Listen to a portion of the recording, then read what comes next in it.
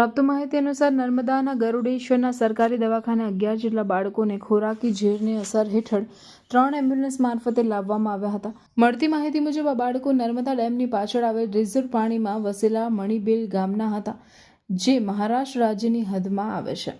મણિબેલી ગામથી ડેમના પાછળના વિસ્તાર આ ગામો આવતા હોય બોટ એમ્બ્યુલન્સમાં ગરુડેશ્વર લાવવામાં આવ્યા. હાલ પરિસ્થિતિ સામાન્ય છે. બાળ સહજ ભૂલકાઓને રમતા રમતા રતન જૂથના બીજ ખાઈ લેતા તેમના ઉપર ઝેરની અસર થઈ જતા બાળકોને તાબડતોબ મેડિકલ સારવારની જરૂર ઊભી થઈ હતી. પણ મહારાષ્ટ્રનું અંતરિયાળ ગામ હોય તેમ થઈ શકે ન હતું. ત્યારે બાળકોને બોટ મારફતે નર્મદા ડેમના પાણીના રસ્તે કેવડિયા અને બાદમાં 108 દ્વારા ગરુડેશ્વર લવાયા, જ્યાં તેમને સારવાર શરૂ કરાઈ. જોકે હાલ કોઈ ગંભીર નથી. બાળકોની સ્થિતિ સારી છે તેવી સૂત્રો તરફથી માહિતી મળી છે.